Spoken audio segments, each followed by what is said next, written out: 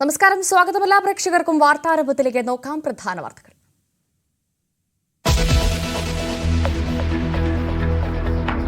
കണ്ണൂർ വളപട്ടണത്ത് വമ്പൻ കവർച്ച. വീട്ടിൽ സൂക്ഷിച്ചിരുന്ന 1 കോടി രൂപയും 300 പവനും കൊള്ളയടിച്ചു. സംഭവം മന്നയിലെ വ്യാപാരിയായ അഷ്റഫും കുടുംബവും വീട് പൂട്ടി യാത്ര പോയ സമയത്ത്.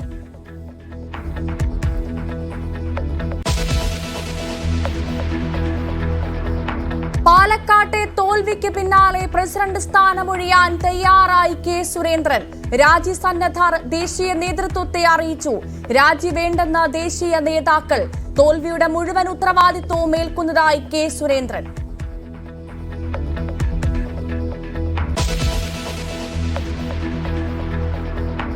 പാർലമെന്റിന്റെ ശൈത്യകാല സമ്മേളനത്തിന് ഇന്ന് തുടക്കം. മണിപ്പൂരും സംഭൽ പോലീസ് വെടിവെപ്പും ചർച്ചയാകും. സംഭലിലെ പ്രശ്നങ്ങൾ UP സർക്കാർ ആസൂത്രണം ചെയ്തതെന്ന് അഖിലേഷ് യാദവ്. വഖഫ് നിയമ ഭേദഗതി അടക്കം നടപ്പു സമ്മേളനത്തിൽ സഭയിലെത്തും.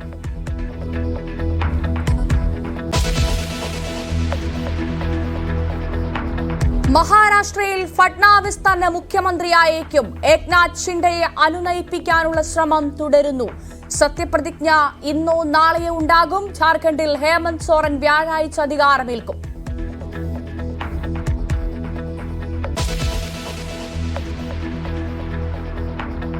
മുനമ്പം സമരം നിർത്താൻ മുഖ്യമന്ത്രിയുടെ ഉറപ്പ് പോരാ. സമരം തുടർന്ന് നാട്ടുകാർ. ഇന്ന് 44-ാം ദിവസം. മുൻ കേന്ദ്രമന്ത്രി വി മുരളീധരൻ മുനമ്പം സമരപന്തലിലെത്തും.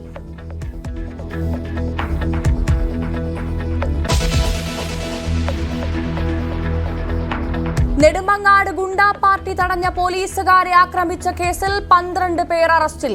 ഗുണ്ടാ പാർട്ടിക്കെത്തിയത് 20ഓളം പേർ. ശേഷിക്കുന്നവർക്കായി തിരച്ചിൽ തുടരുന്നു. പാർട്ടി നടത്തിയത് ഗുണ്ടാ തലവൻ അനീഷിന്റെ സഹോദരിയുടെ മകന്റെ ജന്മദിനം ആഘോഷിക്കാൻ.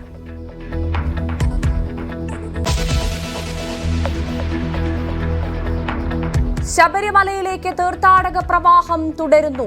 ആദ്യത്തെ 10 ദിവസം ദർശനം നടത്തിയത് മുൻ വർഷങ്ങളിലേക്കാൾ തീർത്ഥാടകർ. 18ാം പടി കയറിയെത്തുന്നവർക്ക് നേരെ ശ്രീകോവിലിൽ ദർശനം സാധ്യമാക്കാൻ നടപടികളുമായി ദേവസ്വം ബോർഡ്.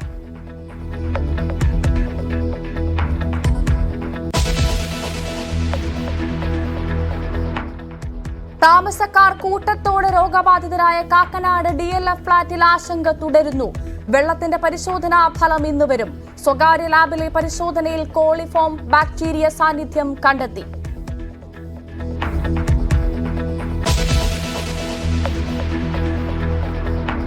ഉരുളിൽ ഒലിച്ചുപോയ ചൂരൽമലയിലെ ദുരിതത്തിന് പരിഹാരം വേണം. ഉണങ്ങാത്ത കണ്ണീർ കാഴ്ചയായി ഉറ്റവരെയെല്ലാം നഷ്ടമായ താഹിറ. അവനും വെള്ളം അടുത്തേക്ക് എത്തിയപ്പോൾ അവനെന്തോ ചെവിയിൽ അറിഞ്ഞിട്ടുണ്ട്, എന്തോ ഒരു ശബ്ദം ഉണ്ടെന്ന് അറിഞ്ഞെന്ന് തോന്നുന്നു. എൻ്റെ അടുത്തേക്ക് കടന്നു. അപ്പം ഞാനും അവൻ്റെ അടുത്തേക്ക് കടന്ന് അവൻ്റെ ടീഷർട്ട് മുറുക്കെ പിടിച്ചു. പക്ഷെ വെള്ളം അങ്ങനെ കട്ടിലോടെ കൊണ്ടുപോയപ്പോൾ ഞാനും അങ്ങ് കമിഴ്ന്നപ്പോൾ എൻ്റെ കയ്യിൽ നിന്ന് അങ്ങ് വിട്ടുപോയി. ന്യൂസ് 18 വാർത്താ പരമ്പര മറന്നോ വയനാടിനെ തുടരുന്നു.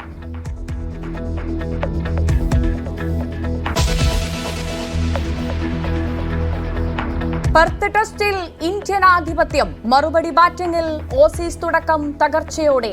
2ാം ഇന്നിംഗ്സിലും ഓസീസ് നിരയെ വിറപ്പിച്ച് ബുംറ.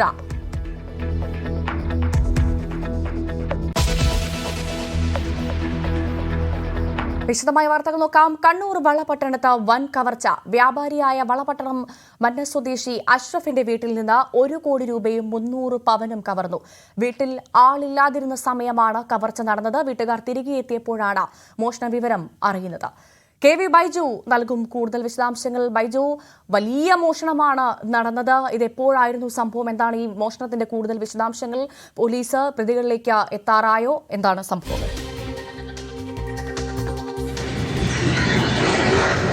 ഭവ്യ, ഇന്നലെ രാത്രി 8 മണിയോട് കൂടിയാണ് ഈ കവർച്ചാ സംഭവം വീട്ടുകാർ അറിയുന്നത്. അതായത് 19-ാം തീയതി ഈ കുടുംബം മധുരയിലെ ഒരു വിവാഹ ചടങ്ങിനായി പോയിരുന്നു. വീട് പൂട്ടിയായിരുന്നു ഇവർ പോയിരുന്നത്. ആ സമയത്ത്, അതായത് 19-ാം തീയതി ഇവർ പോകുന്നു. 20-ാം തീയതിയാണ് ഈ കവർച്ച നടന്നതെന്നാണ് CCTV ദൃശ്യങ്ങളിൽ നിന്നും പോലീസിന് ഇപ്പോൾ മനസ്സിലാക്കാൻ സാധിച്ചത്. എന്തായാലും 2 പേരുടെ ദൃശ്യങ്ങൾ, അതായത് ഫോട്ടോ ഇപ്പോൾ ഇവർക്ക് പോലീസിന് കിട്ടിയിട്ടുണ്ട്. പക്ഷെ മുഖം മറച്ച നിലയിലാണ്. അതേസമയം തന്നെ ഈ വീട്ടിനകത്ത് വലിയ തോതിൽ ചുറ്റും CCTV ക്യാമറകളുണ്ട്. പക്ഷേ ഇതിന് DVR ഈ മോഷ്ടാക്കൾ കൊണ്ടുപോയി എന്നാണ് പോലീസ് ഇപ്പോൾ വ്യക്തമാക്കുന്നത്. എന്തായാലും രണ്ടുപേരുടെ മുഖം മറച്ച നിലയിലുള്ള ദൃശ്യങ്ങൾ പോലീസിന് കിട്ടിയിട്ടുണ്ട്. ഈ വീട് സ്ഥിതി ചെയ്യുന്നത് ഈ വലിയ തിരക്കുള്ള ഒരു പ്രദേശത്താണ്, വളപട്ടണത്തിന് സമീപത്തായുള്ള ആ സ്ഥലത്താണ് ഇത്തരത്തിൽ 300 പവനും 1 കോടി രൂപയും കവർച്ച ചെയ്തിരിക്കുന്നത്. രാത്രി 8 മണിക്കാണ് ഈ കവർച്ച നടന്നതെന്ന് നോക്കണം. ആ സമയത്ത് കവർച്ച നടക്കുന്നു. ഏതായാലും വീട്ടുകാർ ഇന്നലെയാണ് തിരിച്ചെത്തിയത്. ഇന്നലെ തിരിച്ചെത്തിയപ്പോഴാണ് വീട് ഇത്തരത്തിൽ തകർത്ത നിലയിൽ, വീടിന്റെ അടുക്കള ഭാഗത്തെ ഗ്രിൽസ് തകർന്ന നിലയിൽ കണ്ടത്. പിന്നീട് ഇവരുടെ ഒരു ലോക്കർ ഉണ്ട്. ലോക്കറിൽ പരിശോധിച്ചപ്പോഴാണ് ഈ പണം നഷ്ടപ്പെട്ടതായ വിവരം അറിയുന്നത്. അതിനെ തുടർന്നാണ് അഷ്റഫ്, വീട്ടുടമസ്ഥനായ അഷ്റഫ് വളപട്ടണം പോലീസിൽ പരാതി നൽകുന്നത്. ഏതായാലും പോലീസ് ഇപ്പോൾ ഫോറൻസിക് വിദഗ്ധരും ഡോഗ് സ്ക്വാഡും ഒക്കെ എത്തിയിട്ടുണ്ട്. പോലീസ് അന്വേഷണം ഊർജിതമാക്കിയിട്ടുണ്ട്. ഏതായാലും ഈ വീടുമായി അടുത്ത ബന്ധമുള്ള അല്ലെങ്കിൽ ഈ വീട്ടുകാരുമായി കൃത്യമായി ചലനങ്ങൾ അറിയുന്ന ആളുകളായിരിക്കാം ഈ കവർച്ച നടത്തിയെന്നൊരു നിഗമനം പോലീസ് പങ്കുവെക്കുന്നുണ്ട്. 3 അംഗ സംഘമാണ് ഇദ്ദേഹം വലിയ തോതിലുള്ള ഒരു അരി കച്ചവടമാണ് ഇദ്ദേഹത്തിന്, മൊത്ത വ്യാപാരിയാണ്. അതുകൊണ്ട് തന്നെ വലിയ തോതിലുള്ള പണം ഇടപാടൊക്കെ നടക്കുന്നതുകൊണ്ടായിരിക്കാം ഒരു പക്ഷേ വീട്ടിൽ ഇത്രത്തോളം പണം എത്തിയത്. അവിടെയാണ് പ്രധാനപ്പെട്ട സംശയം. കാരണം ഒരാൾക്ക് കൈവശം വെക്കാൻ സാധിക്കുന്ന പണത്തിലെ ഒക്കെ ഒരു കൃത്യമായ അളവ് ഉണ്ട് എന്നിരിക്കെ ഇത്രമാത്രം, അതും 1 കോടി രൂപയും 300 പവനും ഒക്കെ വീട്ടിൽ സൂക്ഷിക്കുക എന്ന് പറയുന്നത് തന്നെ നിയമവിരുദ്ധമാണ്. അത് എങ്ങനെ ഇത്രമാത്രം പണം എന്നുള്ളത് അതിന്റെ ഉറവിടം ചോദ്യം ചെയ്യപ്പെടേണ്ടതുണ്ട്. അത് വീട്ടിൽ സൂക്ഷിച്ചത് ചോദ്യം ചെയ്യപ്പെടേണ്ടതുണ്ട്. ഒപ്പം അത് കൃത്യമായി മോഷണം പോവുകയും ചെയ്തിരിക്കുന്നു, അല്ലേ? തീർച്ചയായും 300 പവനൊക്കെ ഒരു വീട്ടിൽ സൂക്ഷിക്കുക, അതും കഴിഞ്ഞ ദിവസങ്ങളിലൊക്കെ നമ്മൾ കേട്ടതാണ്. പല സ്ഥലങ്ങളിലും ഈ കവർച്ചാ സംഭവങ്ങൾ റിപ്പോർട്ട് ചെയ്യുന്നത്. കുറുവാ സംഘം ഉൾപ്പെടെ വലിയ തോതിൽ ഭീതിയിലാഴ്ത്തുന്ന സംഭവങ്ങൾ.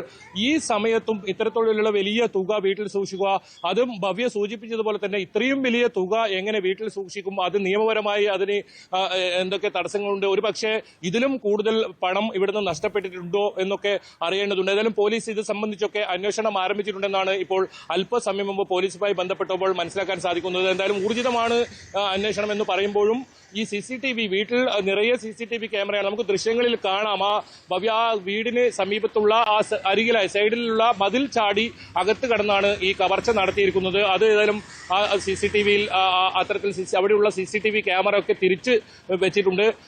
അതിനുശേഷം അടുക്കള ഭാഗത്തേക്ക് പോവുകയും അടുക്കള ഭാഗത്തെ ഗ്രിൽസ് തകർത്താണ് ഈ മോഷ്ടാക്കൾ വീടിനകത്ത് കടന്നത്. വീടിന്റെ ബെഡ്റൂമിലുണ്ടായിരുന്ന ഈ ആ ലോക്കർ തകർത്താണ് ഇത്തരത്തിൽ പണം കവർച്ച ചെയ്തിരിക്കുന്നത്, സ്വർണം കവർച്ച ചെയ്തിരിക്കുന്നത്. എന്തായാലും നേരത്തെ പറഞ്ഞതുപോലെ തന്നെ വീടുമായി കൃത്യമായി പരിചയമുള്ള ആളുകളായിരിക്കാം. കാരണം ഈ വീട്ടുകാർ ഇവിടെ ഇല്ല എന്ന് മനസ്സിലാക്കി 19-ാം തീയതി വീട്ടുകാർ പോകുന്നു. 20-ാം തീയതി തന്നെ ഈ കവർച്ച നടക്കുന്നു എന്നാണ് അതിൽ നിന്ന് നമുക്ക് പോലീസിൽ നിന്ന് ലഭിക്കുന്ന വിവരം. 20-ാം തീയതി കവർച്ച നടത്തിയിട്ടുണ്ട്. ഇന്നലെയാണ് കുടുംബം തിരിച്ചെത്തിയത്. കുടുംബം തിരിച്ചെത്തിയപ്പോൾ, ഇന്നലെ രാത്രി തിരിച്ചെത്തിയപ്പോഴാണ് ഈ കവർച്ച വിവരം അറിയുന്നത്. പിന്നീട് വളപട്ടണം പോലീസിൽ ഇത്തരത്തിൽ പരാതി നൽകുകയായിരുന്നു. പരാതിയിൽ ഇവർ വ്യക്തമാക്കുന്നത് ഇത്തരത്തിൽ 300 പവനും ഇത്രയും പണം നഷ്ടപ്പെട്ടു എന്നാണ്. ഏതായാലും ഇതിൽ കൂടുതൽ പണം നഷ്ടപ്പെട്ടിട്ടുണ്ടോ, അതിൽ കൂടുതൽ സ്വർണം നഷ്ടപ്പെട്ടിട്ടുണ്ടോ എന്നൊക്കെ പോലീസിന്റെ അന്വേഷണം നടക്കുന്നുണ്ട്. അതോടൊപ്പം ഇത്രയും വലിയൊരു തുക അത് നിയമപരമായി വീട്ടിൽ സൂക്ഷിക്കുന്നതിന് പ്രശ്നങ്ങളുണ്ട്. അത് സംബന്ധിച്ചും പോലീസ് അന്വേഷണം എന്തായാലും ഉണ്ടാകും. എന്തായാലും ഈ സമീപത്തൊന്നും അടുത്ത കാലത്തൊന്നും വലിയ തോതിലുള്ള ഇത്തരത്തിലുള്ള കവർച്ചകളൊന്നും റിപ്പോർട്ട് ചെയ്തിട്ടില്ല എന്നാണ് നാട്ടുകാർ ഉൾപ്പെടെ പറയുന്നത്. അങ്ങനെയെങ്കിൽ ഈ വീട് നേരത്തെ സൂചിപ്പിച്ചതുപോലെ തന്നെ വീടുമായി കൃത്യമായി അറിയുന്നവരായിരിക്കും. അങ്ങനെയെങ്കിൽ വളരെ വേഗം തന്നെ ഈ മോഷ്ടാക്കളിലേക്ക് പോലീസിന് എത്താൻ സാധിക്കുമെന്ന് തന്നെയാണ് പോലീസ് പ്രതീക്ഷിക്കുന്നത്. വീട്ടിൽ നിറയെ CCTV ക്യാമറകളാണെങ്കിലും ആ CCTV ക്യാമറകളുടെ DVR മോഷ്ടാക്കൾ കൊണ്ടുപോയിട്ടുണ്ടെന്ന് പോലീസ് പറയുന്നുണ്ട്. മറ്റ് ക്ലൗഡോ മറ്റേതെങ്കിലും സംവിധാനങ്ങളിൽ ഇത് ശേഖരിച്ചിട്ടുണ്ടോ, ദൃശ്യം ശേഖരിച്ചിട്ടുണ്ടോ എന്ന കാര്യത്തിൽ വ്യക്തതയില്ല. ഏതായാലും ഫോറൻസിക്കിന്റെയും ഡോഗ് സ്ക്വാഡിന്റെയും പരിശോധന പൂർത്തിയായാൽ മാത്രമേ വിശദമായൊരു പരിശോധന വീടിനകത്ത് ഉണ്ടാകൂ. എന്നാലും ഞെട്ടിക്കുന്ന വിവരം തന്നെയാണ് ഇന്ന് രാവിലെ കണ്ണൂരിൽ നിന്നും വരുന്നത്. ഇത്രത്തോളം വലിയ ഒരു മോഷണം ഈ സമീപകാലത്ത് കണ്ണൂർ ജില്ലയിൽ തന്നെ ഉണ്ടായിട്ടില്ല. അത്തരത്തിൽ വലിയ ആ ഒരു ഗൗരവം ഉൾക്കൊണ്ടുകൊണ്ട് തന്നെ പോലീസ് അന്വേഷണം ഊർജിതമാക്കിയിട്ടുണ്ട്. മുഖ്യമന്ത്രി ഇന്ന് ജില്ലയിലുണ്ട്. അതുകൊണ്ട് തന്നെ ഉയർന്ന പോലീസ് ഉദ്യോഗസ്ഥരെല്ലാം മുഖ്യമന്ത്രിയുടെ സുരക്ഷാ സംബന്ധമായി ബന്ധപ്പെട്ട് മുഖ്യമന്ത്രിക്കൊപ്പമാണ്. അതിലും വളപട്ടണം CI ആണ് ഇപ്പോൾ ഈ അന്വേഷണം നടത്തുന്നത്. ഈ ഉച്ചയോടുകൂടി ഉന്നത ഉദ്യോഗസ്ഥർ ഇവിടെ എത്തും എന്നാണ് നമുക്ക് മനസ്സിലാക്കാൻ സാധിക്കുന്നത്. ഏതായാലും അന്വേഷണം ഊർജിതമായി ഇപ്പോൾ നടക്കുന്നുണ്ട്. ഭവ്യ. ശരി, KV ബൈജുവാണ് വിശദവിവരങ്ങൾ പങ്കുവച്ചത്. നന്ദി. മലപ്പുറം പെരിന്തൽമണ്ണ സ്വർണ്ണ കവർച്ചയിൽ 8 പേർ കൂടി കസ്റ്റഡിയിൽ. കവർന്ന 3.5 കിലോ സ്വർണത്തിൽ പകുതിയോളം സ്വർണം കണ്ടെടുത്തതായാണ് സൂചന.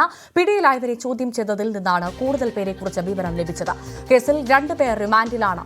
സേവ്യ അനുമോദ് നൽകും കൂടുതൽ വിവരങ്ങൾ. അനുമോദ്, യെസ്, അനുമോദിലേക്ക് എത്താം. എന്തായാലും പെരിന്തൽമണ്ണ സ്വർണ്ണ കവർച്ചയിൽ 8 പേർ കൂടി കസ്റ്റഡിയിലായിരിക്കുന്നു എന്നുള്ള പുതിയ വിവരമാണ് ഇപ്പോൾ ലഭിക്കുന്നത്. കവർന്ന 3.5 കിലോ സ്വർണ്ണത്തിൽ പകുതിയോളം സ്വർണം പോലീസ് കണ്ടെത്തിയിട്ടുണ്ട്. നേരത്തെ കുറച്ച് പേർ പിടിയിലായിരുന്നു. ഈ പിടിയിലായവരെ ചോദ്യം ചെയ്തതിൽ നിന്നാണ് കൂടുതൽ പേരെ കുറിച്ച് വിവരം ലഭിച്ചത്. CV അനുമോദ് വിവരങ്ങളുമായി ചേരുന്നു. അനുമോദ്, ഇപ്പോൾ ഇതാ 8 പേർ പിടിയിലായിരിക്കുന്നു. അപ്പോൾ ഈ കവർച്ച കേസുമായി ബന്ധപ്പെട്ട മുഴുവൻ ആളുകളും പിടിയിലായിട്ടുണ്ടോ, അല്ലെങ്കിൽ ഇനിയും ചില മോഷ്ടാക്കൾ പുറത്തുണ്ടോ? എന്താണ് പോലീസ് പറയുന്നത്? ഈ സംഘത്തിൽപ്പെട്ട 2 പേരെ കൂടി പിടികൂടാനുണ്ട് എന്ന സൂചനയാണ് നമുക്ക് ലഭിച്ചിരിക്കുന്നത്. ഇത് കണ്ണൂർ കേന്ദ്രീകരിച്ചാണ് ഇവരുടെ ഒരു സംഘം പ്രവർത്തിച്ചിരുന്നത്. ഇപ്പോൾ കസ്റ്റഡിയിലുള്ള 2 പേരാണ് അതിന്റെ സൂത്രധാരന്മാരായിട്ടുള്ളത്. ഇവർ മുൻപ് പെരിന്തൽമണ്ണ ഈ സഹോദരങ്ങൾ കടയടച്ച് സ്വർണം കൊണ്ടുപോകുന്നത് ശ്രദ്ധിക്കുകയും മാസങ്ങൾക്ക് ശേഷം വീണ്ടും അത് രീതിയിൽ തന്നെയാണ് സ്വർണം കൊണ്ടുപോകുന്നത് മനസ്സിലാക്കി അത് തട്ടിയെടുക്കാനുള്ള പദ്ധതി ആസൂത്രണം ചെയ്യുകയുമായിരുന്നു ഉണ്ടായത്. തൃശ്ശൂരിൽ പോലീസ് നടത്തിയ വാഹന പരിശോധനയ്ക്കിടെയാണ് ഇവരെ പിടിയിലായത്. വിശദമായി ചോദ്യം ചെയ്തപ്പോഴാണ് പെരിന്തൽമണ്ണ എന്നുള്ള കവർച്ച സംഘമാണെന്ന് വ്യക്തമായത്. ഇവരുടെ വണ്ടി നമ്പർ വ്യാജമായിരുന്നു. തുടർന്ന് പെരിന്തൽമണ്ണയിൽ നിന്നും തൃശ്ശൂരിലേക്കുള്ള യാത്രക്കിടെ പല ഇടങ്ങളിലായിട്ട് ഇവർ സംഘാംഗങ്ങളെ സ്വർണവുമായി ഇറക്കി വിട്ടു. അവരെല്ലാം തന്നെ മൊബൈൽ ടവർ ലൊക്കേഷൻ കേന്ദ്രീകരിച്ചും അതുപോലെ CCTV കേന്ദ്രീകരിച്ച് നടത്തിയ അന്വേഷണത്തിലാണ് പോലീസിനെ പിടികൂടാനായിട്ടുള്ളത്. എന്നാൽ ഇത് സംബന്ധിച്ചുള്ള വിശദാംശങ്ങൾ ഇന്ന് രാവിലെ 11 മണിക്ക് മലപ്പുറം SP വാർത്താ സമ്മേളനത്തിൽ പുറത്തുവിടും. എത്ര കിലോ സ്വർണം വീണ്ടെടുക്കാനായിട്ടുണ്ടെന്ന കാര്യത്തിലും വാർത്താ സമ്മേളനത്തിൽ ഒരു വ്യക്തത കൈവരും. നിലവിൽ നമുക്ക് പകുതിയോളം സ്വർണ്ണമാണ് കണ്ടെടുക്കാനായതെന്ന വിവരമാണ് ലഭിച്ചിട്ടുള്ളത്. എന്താണെങ്കിലും ഇത് സംബന്ധിച്ച് കൂടുതൽ പേർ പിടിയിലാകാനുണ്ടോ, മറ്റെന്തെങ്കിലും ഗൂഢാലോചന പിന്നിൽ ഉണ്ടായിട്ടുണ്ടോ എന്നുള്ള കാര്യങ്ങളൊക്കെ നമുക്ക് 11 മണിയോടെ വ്യക്തമാകും.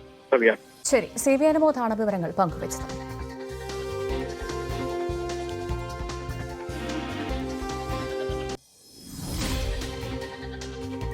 വളരെ പ്രധാനപ്പെട്ട ഒരു വാർത്തയിലേക്കാണ് ഇനി കടക്കുന്നത്. പാലക്കാട്ടെ തോൽവിയിൽ BJPയിൽ പടയൊരുക്കം ശക്തമാകുന്നതിനിടെ രാജ്യസന്നദ്ധ അറിയിച്ച K സുരേന്ദ്രൻ. ദേശീയ അധ്യക്ഷൻ JP നദ്ദയും BL സന്തോഷിനെയുമാണ് രാജ്യസന്നദ്ധ അറിയിച്ചത്. തോൽവിയുടെ മുഴുവൻ ഉത്തരവാദിത്വവും ഏറ്റെടുക്കുന്നതായി സുരേന്ദ്രൻ അറിയിച്ചു. എന്നാൽ രാജിവെക്കേണ്ടതില്ല എന്നാണ് ദേശീയ നേതൃത്വത്തിന്റെ നിലപാട്. വിവാദങ്ങൾക്കിടെ നേതൃയോഗം നാളെ എറണാകുളത്ത് ചേരും. കഴിഞ്ഞ ദിവസം തന്നെയാണ് ഇത്തരത്തിലുള്ള വലിയ പടലപ്പിണക്കങ്ങളൊക്കെ പുറത്തു വന്നത്. K സുരേന്ദ്രൻ പാലക്കാട്ടെ സ്ഥാനാർത്ഥി നിർണയം ഏകപക്ഷീയമായിരുന്നു എന്ന ആക്ഷേപം പാർട്ടിയിൽ ഒരു വിഭാഗത്തിനുണ്ടായിരുന്നു. അത് നേരത്തെ തന്നെ പുറത്തായതാണ്. ഒപ്പം പാർട്ടിയിലെ പടലപ്പിണക്കങ്ങളാണ് വോട്ട് ചോർത്തിയതെന്ന് പ്രധാന വിമർശനം ഉണ്ടായിരുന്നു. ശോഭാ സുരേന്ദ്രനെ സ്ഥാനാർത്ഥിത്വത്തിൽ നിന്ന് ഒഴിവാക്കിയത് തിരിച്ചടിയായെന്ന് കരുതുന്നവരുമുണ്ട്. ഇതിനൊക്കെ പിന്നാലെയാണ് ഇപ്പോൾ രാജ്യസന്നദ്ധ അറിയിച്ചിരിക്കുന്നത് K സുരേന്ദ്രൻ എന്ന വാർത്തയാണ് പുറത്തുവരുന്നത്. VV വിനോദ് ചേരുന്നു വിവരങ്ങളുമായി. വിനോദ്, പറഞ്ഞതുപോലെ തന്നെ പാലക്കാട്ടെ സ്ഥാനാർത്ഥി നിർണയം അത് ഏകപക്ഷീയമായിരുന്നു എന്നൊരു ആക്ഷേപം പാർട്ടിയിലെ ഒരു വിഭാഗം നേരത്തെ ഉയർത്തിക്കഴിഞ്ഞു.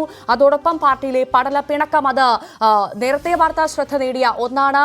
ഇപ്പോഴിതാ സ്ഥാനം തെറിക്കുമോ K സുരേന്ദ്രൻ എന്ന ചോദ്യം നമ്മൾ ചോദിച്ചുകൊണ്ടേയിരിക്കുന്ന സമയത്ത് ഇപ്പോൾ താൻ രാജ്യസന്നദ്ധ അറിയിക്കുകയാണെന്ന് സുരേന്ദ്രൻ പറയുന്നു. എന്ത് സംഭവിക്കും, എന്ത് പ്രതീക്ഷിക്കണം?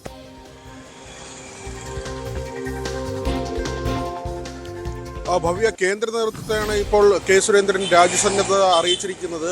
ദേശീയ അധ്യക്ഷൻ JP നദ്ദ, അതോടൊപ്പം തന്നെ ദേശീയ സംഘടനാ ജനറൽ സെക്രട്ടറി BL സന്തോഷ് എന്നിവരെയാണ് രാജ്യസന്നദ്ധത അറിയിച്ചിരിക്കുന്നത്. പാലക്കാട്ടെ തോൽവി, ഇതിൻ്റെ ഒരു ഉത്തരവാദിത്വം ഏറ്റെടുത്തുകൊണ്ടാണ് രാജിയിലേക്ക് പോകാനുള്ള തീരുമാനം.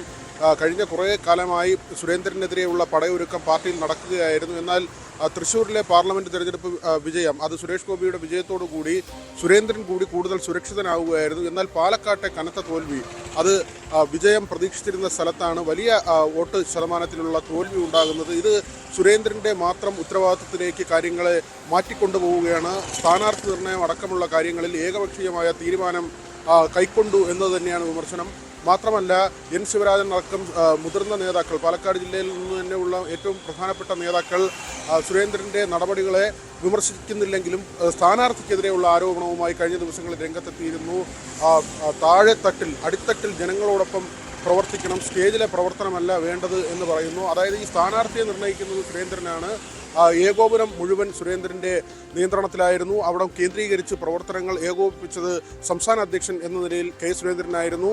മറ്റ് നേതാക്കൾക്കെല്ലാം തന്നെ ഇതിൽ അമർഷമുണ്ടായിരുന്നു. കഴിഞ്ഞ ദിവസം സി കെ പത്മനാഭൻ ഉൾപ്പെടെയുള്ള മുതിർന്ന നേതാക്കൾ പറഞ്ഞത് ഈഗോ മാറ്റിവെച്ച് നേതാക്കൾ പ്രവർത്തിക്കണമെന്നാണ്. ഈ തോൽവിക്ക് പിന്നാലെ സുരേന്ദ്രനെതിരെയുള്ള വിഭാഗം അവരുടെ ആയുധങ്ങൾ മുറിച്ച കൂട്ടുകയും സുരേന്ദ്രനെതിരെയുള്ള ആരോപണങ്ങൾ കടുപ്പിക്കുകയും ചെയ്തിരുന്നു. നാളെ സംസ്ഥാന നേതൃയോഗം കൊച്ചിയിൽ ചേരുന്നുണ്ട്. അതിനു മുൻപ് തന്നെ ദേശീയ നേതൃത്വത്തെ വലിയ തോതിൽ സുരേന്ദ്രൻ്റെ പ്രവർത്തനങ്ങളിലെ യോജിപ്പില്ലായ്മ അല്ലെങ്കിൽ ഇവർക്കുള്ള എതിർപ്പ് അത് അറിയിക്കുക എന്ന ഒരു തീരുമാനം കൂടിയുണ്ട്. മാത്രമല്ല ഒരു പുതിയ ശാക്തിക ചേരി കൂടി BJPക്കുള്ളിൽ രൂപം കൊള്ളുന്നുണ്ട്.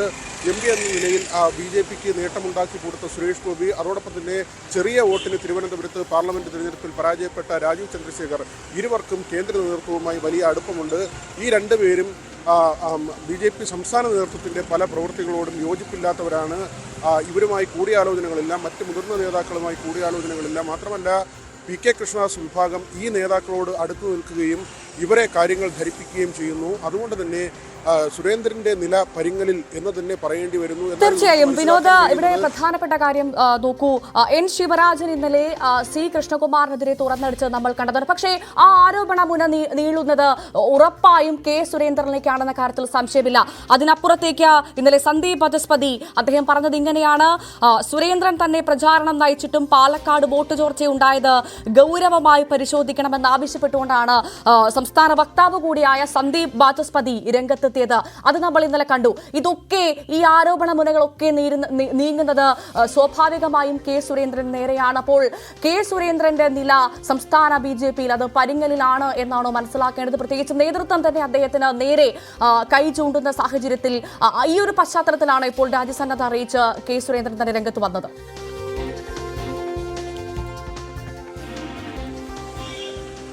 കഴിഞ്ഞ കുറേ കാലമായി സുരേന്ദ്രന്റെ പ്രവർത്തനങ്ങളോട് വിയോജിപ്പുള്ള നേതൃത്വം ഒരു വശത്തുണ്ട്. അതായത് ഔദ്യോഗിക വിഭാഗത്തിനെതിരെ നിൽക്കുന്ന പ്രത്യേകിച്ച് ശോഭാ സുരേന്ദ്രനെ പോലുള്ള നേതാക്കൾ പലകുറി സുരേന്ദ്രനെതിരെയുള്ള നിലപാടുമായി രംഗത്ത് വന്നിട്ടുണ്ട്. പരസ്പരം ഏറ്റുമുട്ടലിലേക്ക് കാര്യങ്ങൾ പോയിട്ടുണ്ട്.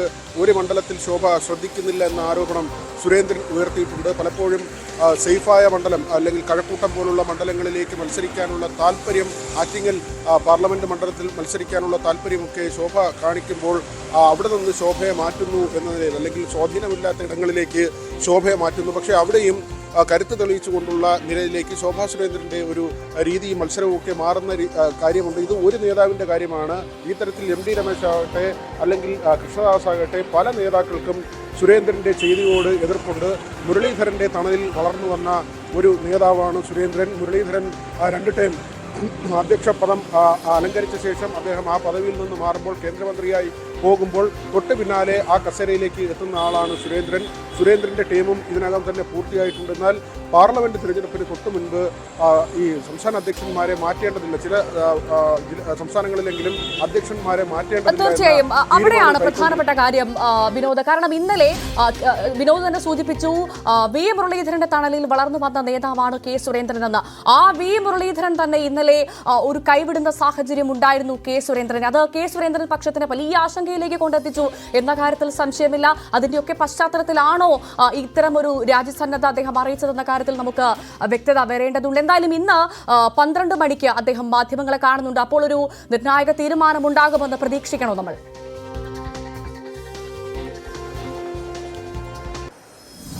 തീർച്ചയായും ഈ വാർത്താ സമ്മേളനത്തിൽ രാജിയുടെ കാര്യം അദ്ദേഹം പറയുമോ എന്നത് വ്യക്തമല്ല. ഏതായിരുന്നാലും രാജ്യസന്നദ്ധത അറിയിച്ചിട്ടുണ്ട്. അത് ഇന്ന് തന്നെ രാജിയിലേക്ക് പോകുമോ അല്ലെങ്കിൽ അങ്ങനെ ഒരു പ്രഖ്യാപനം ഉണ്ടാകുമോ, അക്കാര്യങ്ങൾ ഇപ്പോൾ വ്യക്തമല്ല. ഏതായിരുന്നാലും കേന്ദ്ര നേതൃത്വവുമായി അദ്ദേഹം ആശയവിനിമയം നടത്തിയിട്ടുണ്ട്. മാത്രമല്ല ഭവ്യ പറഞ്ഞതുപോലെ കഴിഞ്ഞ ദിവസം ഈ തിരഞ്ഞെടുപ്പ് പരാജയത്തിൻ്റെ ഉത്തരവാദിത്വം അത് മഹാരാഷ്ട്രയുടെ ചുമതലയായിരുന്നു. തനിക്ക് കേരളത്തിലെ കാര്യങ്ങൾ അധ്യക്ഷനോട് ചോദിക്കണം എന്ന ഒരു മറുപടി പറഞ്ഞ് V മുരളീധരൻ ഒഴിഞ്ഞു മാറുകയായിരുന്നു. ഇത് സ്വാഭാവികമായും ഇരുവർക്കിടയിലും അകൽച്ചയുണ്ട് എന്ന ഒരു പ്രതീതി ഉണ്ടാക്കി. മാത്രമല്ല C രഘുനാഥ് അദ്ദേഹം V മുരളീധര പക്ഷ നേതാവാണ്. C രഘുനാഥാണ് തിരഞ്ഞെടുപ്പ് ചുമതല ഉണ്ടായിരുന്നത് പാലക്കാട്ട്. C രഘുനാഥ് ഈ ഏകോപനവും വോട്ട് സമാഹരിക്കുന്നതിലെ പ്രവർത്തനങ്ങളും അതിൽ വീഴ്ച വരുത്തി എന്നൊരു വിലയിരുത്തലുണ്ട്. സുരേന്ദ്രൻ അവിടെ നിന്ന് കാര്യങ്ങൾ ഏകോപിപ്പിക്കുമ്പോൾ ഒപ്പമുണ്ടായിരുന്ന രഘുനാഥിൻ്റെ ഭാഗത്ത് നിന്ന് കാര്യമായ പ്രവർത്തനമുണ്ടായില്ല എന്ന ഒരു വിമർശനം കൂടി പല കോണുകളിൽ നിന്നായി ഉയർന്നു വരുന്നു. വി മുരളീധരൻ്റെ ഏറ്റവും അടുപ്പക്കാരിൽ ഒരാളാണ് രഘുനാഥ്. അങ്ങനെയുള്ള ചില ചേരിതിരിവുകൾ കൂടി ഇപ്പോൾ സംഭവിക്കുന്നുണ്ട്. അതായത് ഔദ്യോഗിക ഗ്രൂപ്പിൽ തന്നെ ഒരു ഭിന്നത എന്ന നിലയ്ക്ക് കാര്യങ്ങൾ എത്തുന്നു. മാത്രമല്ല സുരേന്ദ്രൻ സ്ഥാനം ഒഴിഞ്ഞാൽ പിന്നെ ആര് എന്ന ചോദ്യം കൂടി അവശേഷിക്കുന്നുണ്ട്. ഒരുപക്ഷെ വി മുരളീധരൻ്റെ പേര് പോലും വീണ്ടും പറഞ്ഞു കേൾക്കുന്നു. കാരണം അദ്ദേഹം നേരത്തെ സംസ്ഥാന അധ്യക്ഷനായിരുന്ന ആളാണ്. എന്നാൽ മുരളീധരൻ്റെ പെരുമാറ്റം അതുതന്നെയാണ് സുരേന്ദ്രനും തുടരുന്നതെന്ന ആരോപണമാണ്. കാരണം കോർപ്പറേറ്റ് മുതലാളിയെപ്പോലെ പാർട്ടി പ്രവർത്തകരോട് ഇടപെടുന്നു എന്ന ആക്ഷേപം കേട്ട ആളാണ് മുരളീധരൻ. സാധാരണ പ്രവർത്തകരോട് അടുത്തിടപഴകുന്നില്ല, സാധാരണക്കാരെ മൈൻഡ് ചെയ്യാറില്ല എന്നൊക്കെയുള്ള ആരോപണങ്ങൾ നേരിട്ടുള്ള ആളാണ് വി മുരളീധരൻ. എന്നാൽ ഈ സംഘടനാ സംവിധാനം ഇരു നേതാക്കളുടെ കൈകളിലൂടെ സഞ്ചരിക്കുമ്പോൾ വോട്ട് ഷെയർ കൂടി എന്നത് ഒരു വശത്തുണ്ട്. അത് ക്രമാനുഗതമായി BJPക്ക് വളർച്ചയുണ്ടാക്കി എന്നൊരു വസ്തുതയുണ്ട്. മാത്രമല്ല ഇതോടൊപ്പം ചേർത്ത് കാണേണ്ടത് പുതിയ പേരുകൾ ഏതെങ്കിലും സംസ്ഥാന അധ്യക്ഷ സ്ഥാനത്തേക്ക് വരുമോ എന്നത് കൂടിയാണ്. തീർച്ചയായും. അതോടൊപ്പം തന്നെ വിനോദ്, നാളെ BJP നേതൃയോഗം കൊച്ചിയിൽ ചേരുകയാണ്. അപ്പോൾ ഈ നേതൃയോഗത്തിൽ തനിക്കെതിരെ ശബ്ദമുയരും, പല ഭാഗത്തു നിന്നും ശബ്ദമുയരുമെന്ന് കണ്ട് ഒരു മുൻകരുതൽ എടുത്തതാണോ കെ സുരേന്ദ്രൻ എന്ന് ചോദിച്ചു പോവുകയാണ്.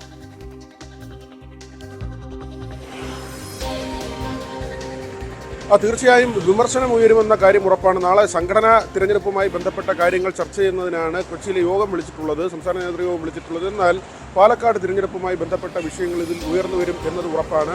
മറ്റൊരു കാര്യം കൂടി ഈ സാഹചര്യത്തിൽ നമ്മൾ പരിഗണിക്കേണ്ടതുണ്ട്. BJP RSSുമായി ഇടഞ്ഞു നിൽക്കുന്ന സാഹചര്യം അത് സംസ്ഥാനത്തെ ഒരു കാര്യമല്ല. ദേശീയ തലത്തിൽ തന്നെ കഴിഞ്ഞ പാർലമെന്റ് തിരഞ്ഞെടുപ്പ് മുതൽ RSSും BJPയുമായി തെറ്റി നിൽക്കുകയാണ്. അത് അമിത്ഷായുടെയും നരേന്ദ്രമോദിയുടെയും ചില പരാമർശങ്ങളാണ്. RSSന്റെ സഹായം ഇല്ലാതെ തന്നെ BJPക്ക് രാജ്യത്ത് ഭരിക്കാൻ കഴിയും, ഒറ്റയ്ക്ക് ഭൂരിപക്ഷം നേടാൻ കഴിയുമെന്നുള്ള ചില പ്രഖ്യാപനങ്ങൾ ഇത് മോഹൻ ഭഗവതിനെ ചൊടിപ്പിക്കുകയും അദ്ദേഹം പരിപൂർണമായി തിരഞ്ഞെടുപ്പ് പ്രക്രിയയിൽ നിന്ന് പല സംസ്ഥാനങ്ങളിലും RSS പ്രവർത്തകർ മാറി നിൽക്കുകയും ചെയ്യുന്ന സാഹചര്യം ഉണ്ടായിട്ടുണ്ട്. ഇവിടെയും ആ തരത്തിൽ തന്നെയാണ്. സുഭാഷ് ആയിരുന്നു സംഘടനാ ജനറൽ സെക്രട്ടറിയായി ഉണ്ടായിരുന്നത്. അദ്ദേഹത്തെ RSS തിരിച്ചു വിളിച്ചിരുന്നു. അതിനുശേഷം ഒരു സംഘടനാ ജനറൽ സെക്രട്ടറിയെ ഇതുവരെ BJPയിലേക്ക് അയച്ചിട്ടില്ല. ഇതും വലിയ വെല്ലുവിളി ഉണ്ടാക്കുന്ന ഒരു കാര്യം തന്നെയാണ്. ഏതായിരുന്നാലും ഇത്തരം കാര്യങ്ങളൊക്കെ സുരേന്ദ്രൻ പ്രതിരോധമായി എടുത്തു വയ്ക്കുമെങ്കിലും അതൊന്നും കൊണ്ട് എതിർചേരി തൃപ്തരാകുമെന്ന് കരുതുക വയ്യ. മാത്രമല്ല സുരേന്ദ്രൻ്റെ ഏകാധിപത്യ പ്രവണതയാണ് ഇത്ര വലിയ തോൽവി ഉണ്ടാക്കിയതെന്ന വാദത്തിൽ അവർ ഉറച്ചു നിൽക്കുകയും ചെയ്യും. മറ്റ് വാദങ്ങളൊക്കെ സുരേന്ദ്രൻ നിരത്തിയാൽ പോലും അതൊന്നും തന്നെ ഇപ്പോഴത്തെ ഒരു സാഹചര്യത്തിൽ വിലപ്പോകില്ല. മാത്രമല്ല സുരേന്ദ്രൻ്റെ ആദ്യത്തെ ടേൺ കഴിഞ്ഞ് അദ്ദേഹത്തിന് സമയം നീട്ടി നൽകിയതാണ്. ഇങ്ങനെ ഒരു തോൽവി കൂടി വരുമ്പോൾ തൻ്റെ സ്ഥാനം സുരക്ഷിതമല്ലെന്ന് സുരേന്ദ്രൻ കൂടി തിരിച്ചറിയുന്നുണ്ട്. ഭവ്യ, തീർച്ചയായും അതാണ്. എന്തായാലും പാലക്കാട്ടെ പടലപ്പിണക്കം മുറുകുമ്പോൾ കെ സുരേന്ദ്രന് സ്ഥാനം തെറിക്കുമോ എന്ന് നമുക്ക് കാത്തിരുന്ന് കാണാം. ഇന്ന് എന്തായാലും 12 മണിക്ക് അദ്ദേഹം മാധ്യമങ്ങളെ കാണുന്നുണ്ട്. എന്തു പറയും എന്ന് കാത്തിരിക്കാം. ഒരു ഇടവേളയാണ്. വി വിനോദാണ് വിശദാംശങ്ങൾ പങ്കുവച്ചത്. നന്ദി. ഇടവേള.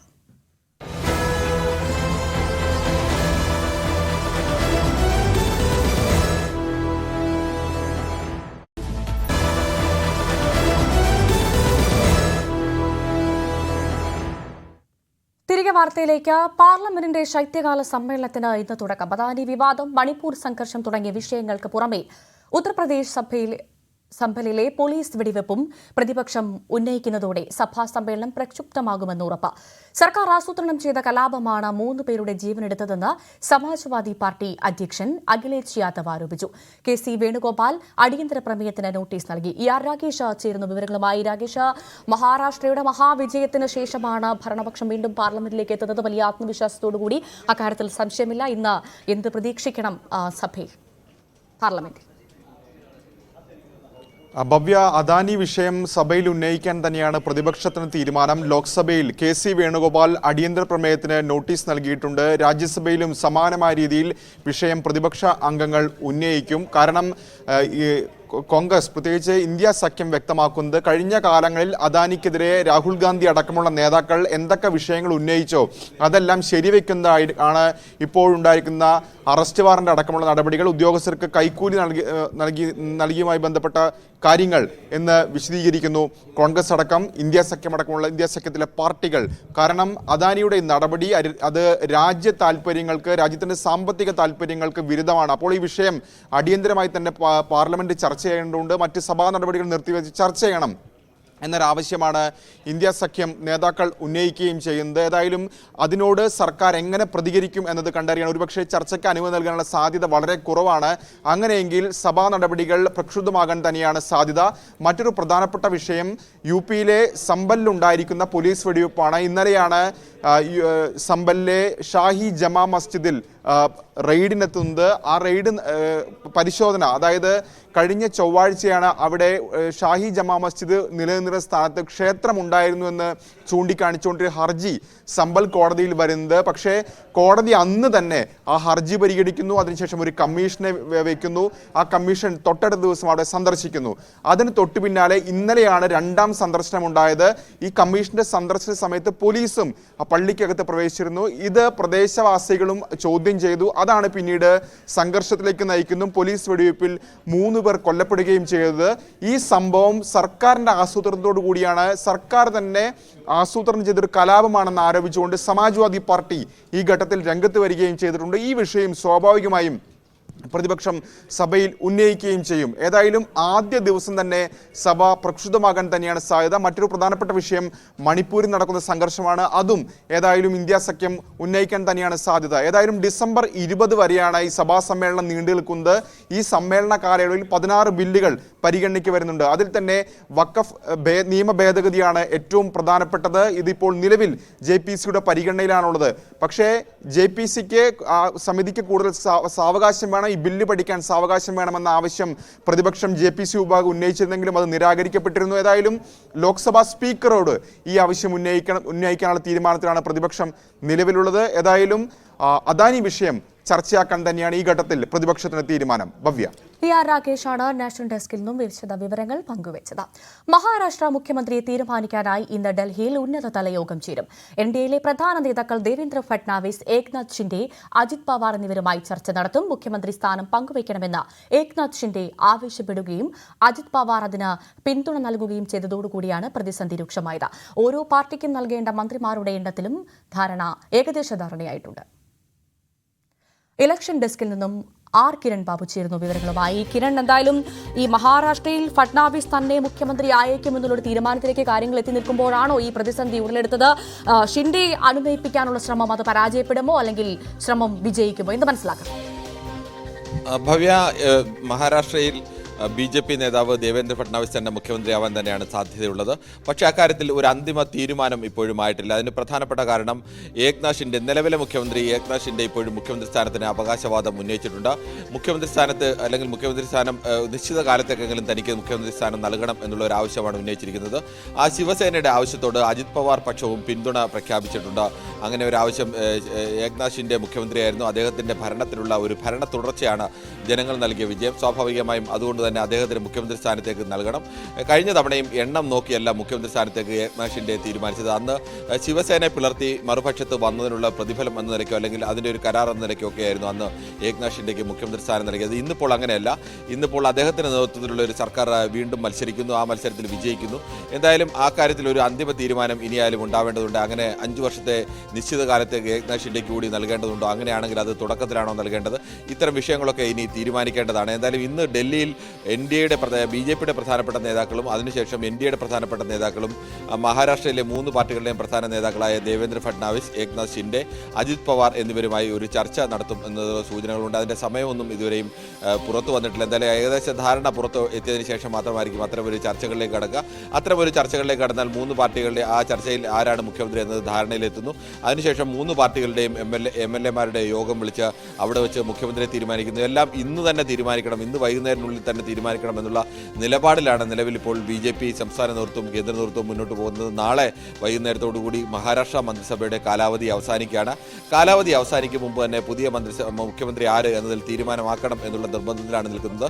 പക്ഷേ ഈ വിഷയം പരിഹരിക്കാതെ അവർക്ക് ഒരു പ്രസ്താവനയിലേക്ക് പോകാൻ കഴിയില്ല. വലിയൊരു ആശ്വാസമായി മുന്നണിക്കുള്ളത് ആരെങ്കിലും 3 നേതാക്കളിൽ ആരെങ്കിലും ഒരാളോ അല്ലെങ്കിൽ പാർട്ടികളുടെ മറ്റു പ്രധാനപ്പെട്ട നേതാക്കളോ ഇവരാരും പരസ്യമായി അവകാശവാദം ഉന്നയിക്കുന്നില്ല. എല്ലാവരും ഒരുമിച്ച് തീരുമാനിക്കുമെന്നുള്ള ഒറ്റ വാചകത്തിൽ തന്നെ ഒരുക്കുകയാണ് എന്നുള്ളത് മുന്നണിയെ സംബന്ധിച്ച് വലിയ ആശ്വാസം തന്നെയാണ്. പക്ഷേ അതിൽ തീരുമാനം ഇന്ന് ഉണ്ടായേക്കുമെന്നാണ് പ്രതീക്ഷിക്കുന്നത്.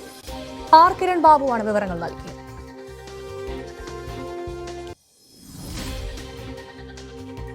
ജാർഖണ്ഡിൽ ഹേമന്ത് സോറൻ സർക്കാരിന്റെ സത്യപ്രതിജ്ഞ വ്യാഴാഴ്ച. ഗവർണർ സന്തോഷ് കുമാർ ഗംഗ്വാറിനെ കണ്ട ഹേമന്ത് സോറൻ മന്ത്രിസഭാ രൂപീകരണത്തിനുള്ള അവകാശവാദം ഉന്നയിച്ചു. നിലവിലെ മുഖ്യമന്ത്രി സ്ഥാനം രാജിവെച്ച ഹേമന്തിനോട് സത്യപ്രതിജ്ഞ വരെ താൽക്കാലിക ചുമതലയിൽ തുടരാൻ ഗവർണർ നിർദ്ദേശിച്ചു. തർക്കങ്ങളോ പ്രശ്നങ്ങളോ ഇല്ലാതെ ഹേമന്ത് സോറൻ വീണ്ടും ജാർഖണ്ഡ് മുഖ്യമന്ത്രിയാവുന്നു. 49-കാരനായ ഹേമന്ത് 4ാം തവണയാണ് ജാർഖണ്ഡ് മുഖ്യമന്ത്രിയാവുന്നത്.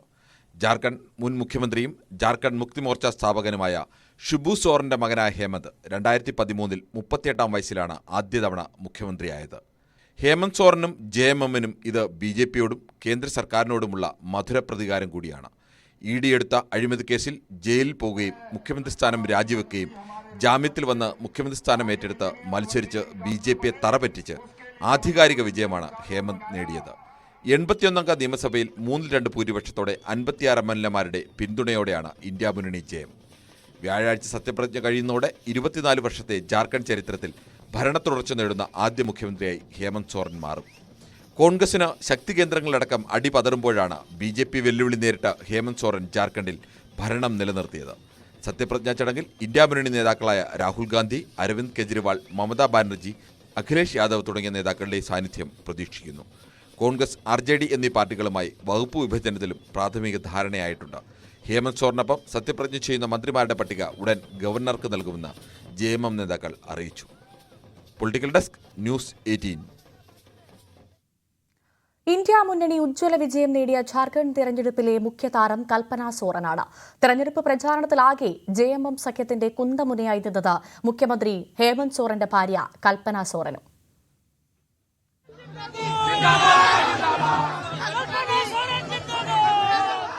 കൽപ്പന സോറൻ, വയസ്സ് 39, എഞ്ചിനീയറിംഗ് MBA ബിരുദധാരി. മുഖ്യമന്ത്രി ഹേമന്ത് സോറന്റെ ഭാര്യ, മുൻ മുഖ്യമന്ത്രി ഷിബു സോറന്റെ മരുമകൾ. രാഷ്ട്രീയ പ്രവേശനം 2024 മാർച്ച് 4. 8.5 മാസത്തിനുള്ളിൽ 2 തവണ നിയമസഭയിലേക്ക് മത്സരിച്ചു. 2 തവണയും ഉജ്ജ്വല വിജയം. ഇതൊന്നുമല്ല കൽപ്പനയെ ജാർഖണ്ഡ് രാഷ്ട്രീയത്തിന്റെ നടുവേദിയിൽ തലയുയർത്തി നിർത്തുന്നത്. BJP തന്ത്രങ്ങളെയും പ്രചണ്ഡ പ്രചാരണങ്ങളെയും നേരിട്ട് JMM വിജയമുറപ്പാക്കിയ പോരാളി എന്ന പ്രതിച്ഛായയാണ്. ഇക്കുറി 200-ലധികം റാലികളിലും പൊതുയോഗങ്ങളിലുമാണ് അവർ സംസാരിച്ചത്.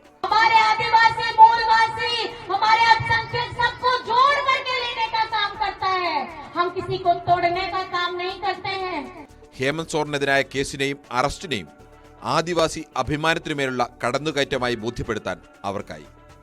മുഖ്യമന്ത്രിയും ഭർത്താവുമായ ഹേമന്ത് സോറൻ ഭൂമി തട്ടിപ്പുമായി ബന്ധപ്പെട്ട ED കേസിൽ ജയിലിൽ പോകേണ്ടി വന്നപ്പോഴാണ് കൽപ്പനയ്ക്ക് പാർട്ടിയുടെയും സർക്കാരിന്റെയും ഉത്തരവാദിത്വം അനൌദ്യോഗികമായി വന്നു ചേർന്നത്.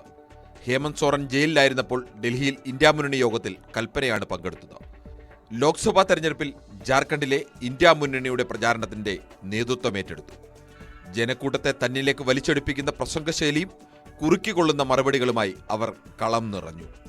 भारत की 50% महिला आबादी एवं 9% आदिवासी समाज के आवाज के रूप में आप सभी के समक्ष खड़ी हूँ.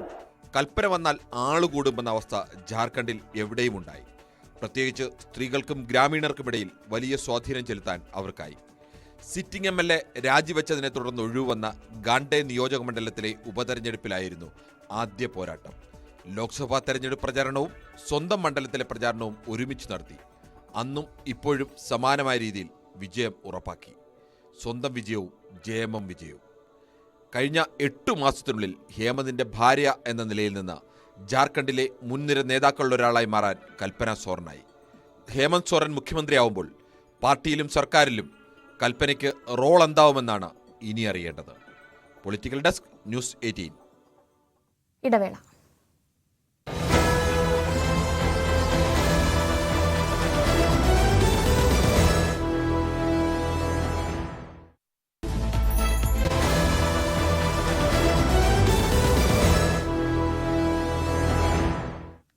തിരികെ വാർത്തയിലേക്ക്.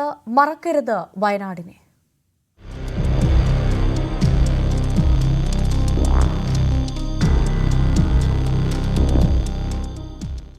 സർവ്വതും തകർത്തെറിഞ്ഞ ഉരുൾപ്രവാഹത്തിൽ പ്രിയമകനെ കൈവിട്ടു പോയതിന്റെ വേദനയിൽ നേറുകയാണ് ചൂരൽമല സ്വദേശിനി താഹിറ കേസ്. 7 വർഷം മുൻപ് ഭർത്താവ് മരിച്ച താഹിറയുടെ ജീവിതത്തിന്റെ പ്രതീക്ഷ മുഴുവൻ 8 വയസ്സുകാരൻ മുഹമ്മദ് ഇഷാനിലായിരുന്നു. ഉപ്പ ഷാൻ മുഹമ്മദിനെയും ഉമ്മ ആമിനെയും ഇഷാനൊപ്പം താഹിറയ്ക്ക് ദുരന്തത്തിൽ നഷ്ടമായി.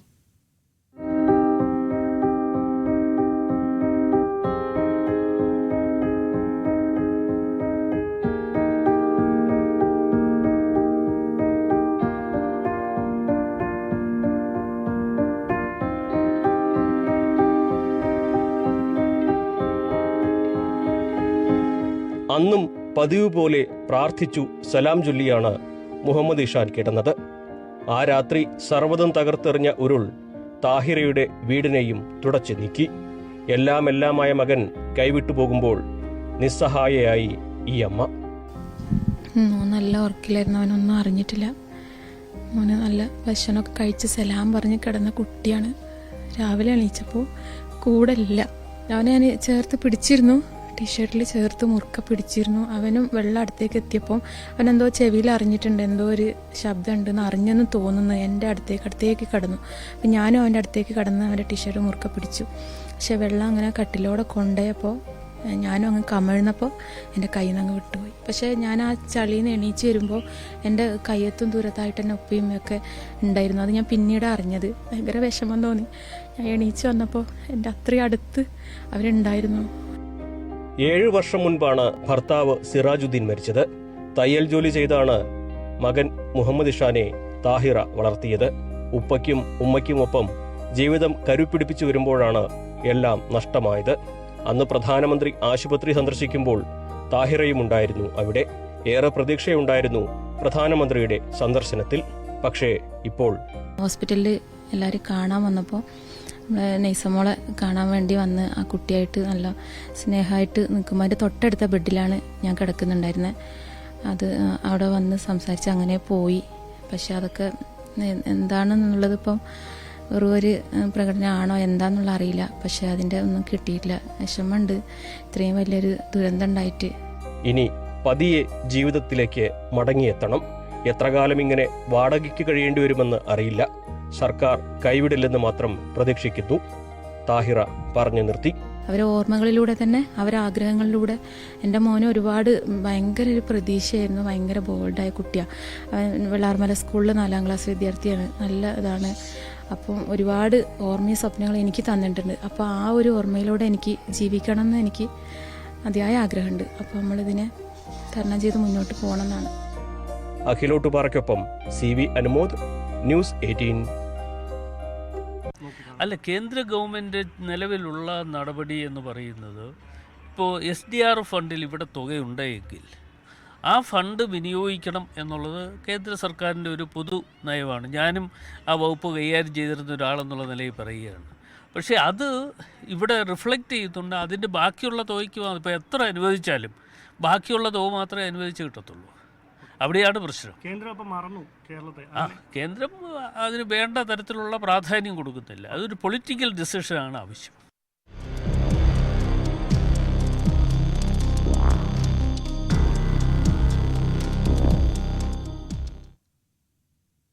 എന്തായാലും ഈ ഉരുൾ ബാക്കി വെച്ച മനുഷ്യരുടെ മുന്നോട്ടുള്ള ജീവിതം കാണുമ്പോൾ നെഞ്ചുപിടയാത്തവരായിട്ട് ആരും ഉണ്ടാകില്ല. നമ്മുടെ സർക്കാർ, കേന്ദ്ര സർക്കാർ അത് കാണുമെന്ന് പ്രതീക്ഷിക്കാമല്ലേ. മുണ്ടേല സർവീസ് സഹകരണ ബാങ്ക് പ്രസിഡന്റ് മോഹനന്റെ ആത്മഹത്യയിൽ വിശദമായ അന്വേഷണം ആവശ്യപ്പെട്ട് സംസ്ഥാന പോലീസ് മേധാവിക്ക് കുടുംബം പരാതി നൽകി. ആത്മഹത്യാക്കുറിപ്പിൽ പരാമർശിക്കുന്ന വെള്ളനാട് ശശി ഉൾപ്പെടെയുള്ള 6 പേർ നടത്തിയ ഗൂഢാലോചനയെക്കുറിച്ച് ഉന്നതതല അന്വേഷണം നടത്തണമെന്നാണ് ആവശ്യം. അസ്വാഭാവിക മരണത്തിന് കേസ് രജിസ്റ്റർ ചെയ്ത് അരുവിക്കര പോലീസ് അന്വേഷണം തുടരുന്നതിനിടെയാണ് മോഹനന്റെ കുടുംബം DGPക്ക് പരാതി നൽകിയത്. ബാങ്ക് പൊളിഞ്ഞെന്ന് വ്യാജ പ്രചാരണം നടത്തി നിക്ഷേപകരെ കൊണ്ട് കൂട്ടമായി പണം പിൻവലിപ്പിച്ചതിന് പിന്നിൽ ഗൂഢാലോചനയുണ്ടെന്നാണ് കുടുംബത്തിന്റെ ആരോപണം. കളമശ്ശേരി സ്ഫോടനത്തിന് പിന്നാലെയുള്ള വിദ്വേഷ പരാമർശത്തിലെ പോലീസ് നടപടി ചോദ്യം ചെയ്ത് നൽകിയ ഹർജികൾ ഹൈക്കോടതി ഇന്ന് പരിഗണിക്കും. BJP നേതാക്കളായ രാജീവ് ചന്ദ്രശേഖർ, അനിൽ ആന്റണി എന്നിവരുടെ ഹർജികളാണ് ഹൈക്കോടതിയുടെ പരിഗണനയിലുള്ളത്. വിദ്വേഷ പരാമർശത്തിൽ 2 കേസുകളാണ് നേരത്തെ എറണാകുളം സെൻട്രൽ പോലീസ് രജിസ്റ്റർ ചെയ്തത്. 2 കേസുകളിലും മുൻകൂർ ജാമ്യം നൽകണമെന്നാണ് രാജീവ് ചന്ദ്രശേഖറിന്റെ ആവശ്യം. കേസിൽ രാജീവ് ചന്ദ്രശേഖറിന്റെ അറസ്റ്റ് ഹൈക്കോടതി നേരത്തെ വിലക്കിയിട്ടുണ്ട്. ജസ്റ്റിസ് CS വയസ് അധ്യക്ഷനായ സിംഗിൾ ബെഞ്ചാണ് ഹർജി പരിഗണിക്കുക. ബലാത്സംഗ കേസിൽ നടൻ ബാബുരാജിന്റെ മുൻകൂർ ജാമ്യാപേക്ഷ ഹൈക്കോടതി ഇന്ന് പരിഗണിക്കും. ജസ്റ്റിസ് CS ഡയസ് അധ്യക്ഷനായ സിംഗിൾ ബെഞ്ച് മുൻകൂർ ജാമ്യാപേക്ഷയിൽ വാദം കേൾക്കും. ബാബുരാജിന് മുൻകൂർ ജാമ്യം നൽകരുതെന്നാണ് പ്രോസിക്യൂഷന്റെ നിലപാട്. വാദം മൂന്നാറിലെ റിസോർട്ടിൽ ജീവനക്കാരിയായിരുന്ന യുവതിയെ സിനിമയിൽ അവസരം വാഗ്ദാനം ചെയ്ത് ബലാത്സംഗം ചെയ്തെന്നുമാണ് കേസ്.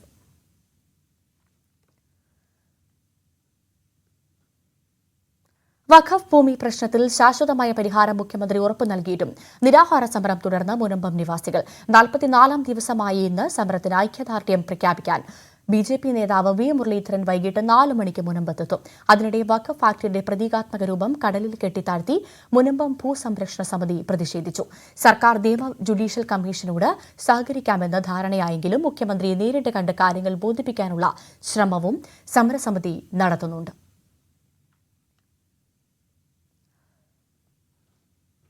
വീണ്ടും കൂട്ടരോഗബാധയുണ്ടായ എറണാകുളം കാക്കനാട് DLF ഫ്ളാറ്റിലെ വെള്ളത്തിന്റെ പരിശോധനാ ഫലം കാത്ത് ആരോഗ്യവകുപ്പ്.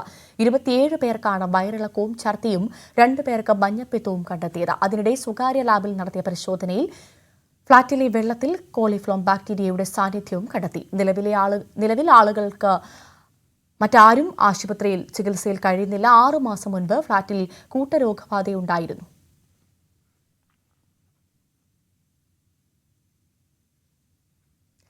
തിരുവനന്തപുരം നെടുമങ്ങാട് ഗുണ്ടാക്രമണത്തിൽ 12 പേർ പിടിയിൽ. കുപ്രസിദ്ധ ഗുണ്ട സ്റ്റംപർ അനീഷിന്റെ സഹോദരിയുടെ മകന്റെ ജന്മദിനാഘോഷത്തിലാണ് 20-ലേറെ ക്രിമിനൽ കേസ് പ്രതികൾ പങ്കെടുത്തത്. തടയാൻ ശ്രമിച്ച പോലീസിന് നേരെ ഉണ്ടായ ആക്രമണത്തിൽ CI ഉൾപ്പെടെ 5 പോലീസുകാർക്ക് പരിക്കേറ്റിരുന്നു. കേസിൽ ഉൾപ്പെട്ട കൂടുതൽ പേർക്കായി തിരച്ചിൽ തുടരുകയാണ്. അരുൺ മോഹൻ നൽകും കൂടുതൽ വിവരങ്ങൾ. അരുൺ, എന്തായാലും ഈ 12 ഗുണ്ടകളെ പോലീസിന് പിടികൂടാൻ സാധിച്ചു അല്ലേ ഈ പിറന്നാൾ ആഘോഷത്തിനിടയിൽ? തീർച്ചയായും ഭവ്യ, അത് തന്നെയാണ് പോലീസിന് മറ്റൊരു ആശ്വാസമായി പറയുന്നത്. പക്ഷേ ഈ സൂചിപ്പിച്ചതുപോലെ സ്റ്റംപർ അനീഷിന്റെ സഹോദരിയുടെ മകന്റെ പിറന്നാൾ ആഘോഷവുമായി ബന്ധപ്പെട്ടായിരുന്നു ഈ പറയുന്ന സംഘങ്ങൾ ഒത്തുകൂടിയത്. ഇത് പോലീസിന് നേരത്തെ വിവരം കിട്ടിയിരുന്നു. ഇത്തരത്തിലൊരു കൂടിച്ചേരൽ ഉണ്ടാകുമെന്ന് പോലീസിന് വിവരം കിട്ടിയിരുന്നു. ഇതിന്റെ അടിസ്ഥാനത്തിൽ പോലീസ് തന്നെ ഇതിന് വിലക്ക് ഏർപ്പെടുത്തിയിരുന്നു. ഇതിനെ മറികടന്നുകൊണ്ടായിരുന്നു ഇന്നലെ ഇവർ ഒത്തുകൂടിയത്. ഇതറിഞ്ഞ് എത്തിയ പോലീസ് സംഘത്തിന് നേരെ വാക്കേറ്റവും കയ്യാങ്കളിയിലേക്ക് എത്തുകയായിരുന്നു. CI ഉൾപ്പെടെയുള്ള 5 പോലീസുകാർക്കാണ് പരിക്കേറ്റത്. സംഭവ സ്ഥലത്ത് നിന്ന് ഉടൻ തന്നെ കൂടുതൽ പോലീസിനെ വിളിച്ചു വരുത്തി സംഭവ സ്ഥലത്ത് നിന്നാണ് 12 പേരെ കസ്റ്റഡിയിലെടുത്തത്. നമുക്ക് മനസ്സിലാക്കാൻ കഴിഞ്ഞത് ഏകദേശം 30-ലധികം ആൾക്കാർ വിവിധ സ്ഥലങ്ങളിൽ നിന്നെത്തിയ വിവിധ ക്രിമിനൽ കേസുകളെ പ്രതികൾ ഒത്തുകൂടിയെന്നാണ് നമുക്ക് മനസ്സിലാക്കാൻ കഴിഞ്ഞത്. പോലീസ് എന്തായാലും ഇവർക്കൊക്കെ വേണ്ടിയുള്ള അന്വേഷണം ആരംഭിച്ചതായി അറിയുന്നു. പരിക്കേറ്റ പോലീസ് നെടുമങ്ങാട് ആശുപത്രിയിൽ ചികിത്സ തേടിയിട്ടുണ്ട്. 12 പേർ ഇപ്പോൾ നിലവിൽ കസ്റ്റഡിയിലാണ്. ഭവ്യ, അരുൺ, ഈ ആവേശം സിനിമയ്ക്ക് ശേഷം ഇത്തരത്തിലുള്ള ഈ ഗുണ്ടകൾ ഇങ്ങനെ ആഘോഷങ്ങൾ നടത്തുന്ന ട്രെൻഡ് അത് കൂടിക്കൂടി വരികയാണല്ലേ? പിറന്നാള്, വിവാഹം, ഇത്തരത്തിലുള്ള ആഘോഷങ്ങളൊക്കെ ഗുണ്ടകൾ ഒരുമിച്ചൊരു മീറ്റപ്പ് പോലെ നടത്തുന്നതൊക്കെ വലിയ ട്രെൻഡായി മാറുകയാണോ? എന്താണ് പോലീസ് പറയുന്നത്? തീർച്ചയായും ആവേശം സിനിമയ്ക്ക് ശേഷം ഇത്തരത്തിലുള്ള ഒരു ആൾക്കാരിൽ ഒരു ആവേശം വന്നിട്ടുണ്ട്. പ്രത്യേകിച്ച് അത് യുവജനങ്ങളിൽ അത് വന്നതിന്റെ ഒരു പ്രതിസന്ധി തന്നെയാണ് ഇവിടെ സംഭവിച്ചത്. അത് തന്നെയായിരുന്നു പോലീസിന് കിട്ടിയ ഇന്റലിജൻസ് വിഭാഗത്തിൽ കിട്ടിയ രഹസ്യമായ അന്വേഷണത്തിലൂടെയായിരുന്നു ഈ ഒരു വിവരം അറിഞ്ഞത്. തുടർന്ന് പോലീസ് അവിടെ എത്തുകയായിരുന്നു. അവർക്ക് വിലക്ക് നൽകിയെങ്കിലും അതിനെ ലംഘിക്കാൻ അവർക്ക് കഴിഞ്ഞു. അത് തന്നെയാണ് പോലീസിനെയും ചൊടിപ്പിച്ചത്. തുടർന്നായിരുന്നു ഈ പറയുന്ന സംഘം ചേർന്നതിന് പോലീസ് കസ്റ്റഡിയിലെടുത്തത്. എന്നാൽ ഇതിൽ നമുക്ക് മനസ്സിലാക്കാൻ കഴിഞ്ഞത് ചില കേസുകളിൽ പിടികിട്ടാൻ അത് നടക്കുന്നവർ പോലും ഈ സ്ഥലത്തെത്തി എന്നുള്ള വിവരമുണ്ട്. എന്തായാലും പോലീസ് ഊർജിതമായ അന്വേഷണം നടത്തി വരുന്നുണ്ട്. ഭവ്യ, ശരി. അരുൺ മോഹനാണ് വിവരങ്ങൾ നൽകിയത്. ഇപ്പോൾ PK കുഞ്ഞാലിക്കുട്ടി മാധ്യമങ്ങളെ കാണുന്നു. അതിലേക്ക് എന്നിട്ട് നമ്മൾ കുലുങ്ങിയിട്ടില്ലല്ലോ. അപ്പോൾ ഏത് കാർഡ് കളിച്ചാലും അതൊക്കെ അവർക്ക് തന്നെയാണ് ചേരുക. വർഗീയത ഒരിക്കലും ലീഗിൽ ആരോ എടുക്കാൻ പറ്റില്ല. വർഗീയ സമീപനം എടുക്കുന്നും പറയാൻ പറ്റില്ല. കാരണം ഈ സമീപനമൊക്കെ അവർ നേരത്തെ എടുത്ത കഥയാണ് കേരളം കണ്ടിട്ടുള്ളത്. ഞങ്ങളൊരിക്കലും അതിനോട് കോംപ്രമൈസ് ചെയ്തിട്ടില്ല.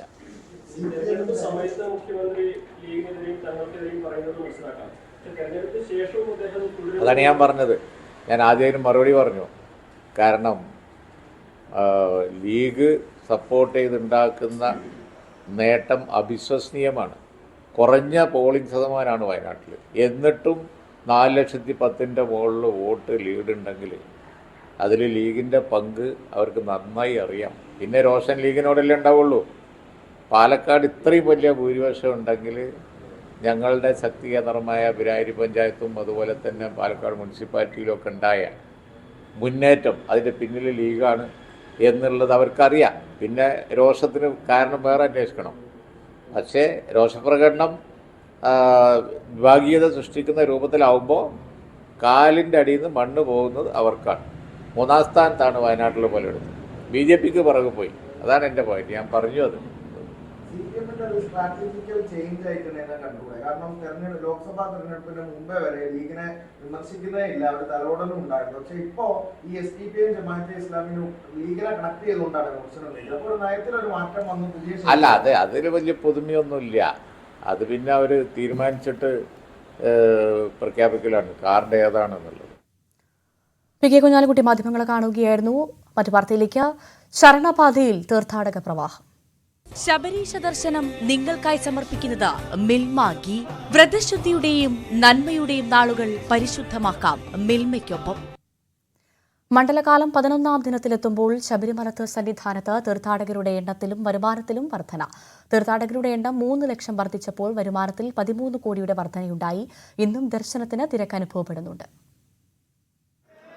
ശബരിമല മണ്ഡല മഹോത്സവത്തിന്റെ ആദ്യഘട്ടം, നിർണായക ഘട്ടമായ ആദ്യ 12 നാൾ പിന്നിടാൻ ഇനി ഒരു ദിവസം മാത്രം ബാക്കി നിൽക്കെ സന്നിധാനത്തേക്കുള്ള ഭക്തജനപ്രവാഹം ഇപ്പോഴും തുടരുകയാണ്. ഇന്ന് മാത്രം ഏതാണ്ട് 30,000-ലധികം ആളുകൾ രാവിലെ നട തുറന്ന ശേഷം 18ാം പടി ചവിട്ടിയെത്തി അയ്യപ്പനെ ദർശിച്ചു മടങ്ങിയിരിക്കുന്നു. എത്തുന്ന ഭക്തർക്ക് സുഗമമായി അയ്യപ്പ ദർശനത്തിനുള്ള അവസരം ഉണ്ട് എന്ന് തന്നെയാണ് ഇതുവരെയുള്ള തീർത്ഥാടന കാലത്തെ വ്യത്യസ്തമാക്കുന്നത്. മുൻകാലങ്ങളിൽ നിന്ന് വിഭിന്നമായി പലപ്പോഴും തിരക്ക് കൂടുമ്പോൾ ആളുകൾക്ക് സുഗമമായ ദർശനം നടക്കാത്ത ഒരു സാഹചര്യമുണ്ടായിരുന്നു. എന്നാൽ ആ അവസ്ഥയ്ക്ക് മാറ്റം വന്നിരിക്കുന്നു എന്നാണ് ദേവസ്വം ബോർഡിന്റെയും ഭക്തരുടെയും ഒക്കെ പ്രതികരണങ്ങളിൽ നിന്നും വ്യക്തമാവുന്നത്. ഈ സീസണിൽ കഴിഞ്ഞ ഏതാനും ദിവസങ്ങളായി, പ്രത്യേകിച്ചും കഴിഞ്ഞ വാരാന്ത്യം മുതൽ സന്നിധാനത്തേക്ക് ഒഴുകിയെത്തുന്ന ഭക്തരുടെ എണ്ണത്തിൽ വലിയ വർധനവുണ്ടായിരിക്കുന്നു. കഴിഞ്ഞ വർഷത്തെ ഈ സമയം അപേക്ഷിച്ച് നോക്കിയാൽ 3.5 ലക്ഷത്തിലധികം കൂടുതൽ തീർത്ഥാടകർ ഇവിടേക്ക് എത്തി. നമുക്ക് തീർത്ഥാടകരോട് തന്നെ ചോദിക്കാം, എവിടുന്നാ വരുന്നത്? ദർശനം കഴിഞ്ഞോ? എങ്ങനെ ഉണ്ടായിരുന്നു? നന്നായി ദർശനം കഴിഞ്ഞു. പിന്നെ മൊത്തത്തിലുള്ള സൗകര്യങ്ങളൊക്കെ നന്നായിരുന്നു. എവിടെ നിന്ന് വരുന്നത്? തൃശ്ശൂര്. എങ്ങനെ ദർശനം കഴിഞ്ഞോ? ഇന്നലെ കഴിഞ്ഞു. നല്ല തിരക്ക് കുറവായിരുന്നു. ഇന്നിപ്പോ നല്ല തിരക്കുണ്ട് രാവിലെ.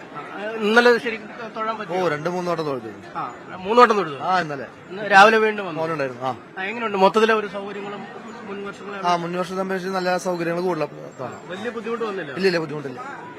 ഇതാണ് തീർത്ഥാടകരുടെ ഒരു അഭിപ്രായം. മുൻവർഷങ്ങളെ അപേക്ഷിച്ച് കാര്യമായ ക്രമീകരണങ്ങൾ അല്ലെങ്കിൽ മുന്നൊരുക്കങ്ങൾ തന്നെ ദേവസ്വം ബോർഡ് നേരത്തെ നടത്തിയിരുന്നു. അതിന്റെ ഒരു ഫലം ഇത്തവണ തീർത്ഥാടനത്തിന്റെ ആദ്യഘട്ടത്തിൽ അനുഭവപ്പെടുന്നു എന്നാണ് തീർത്ഥാടകർ പറയുന്നത്.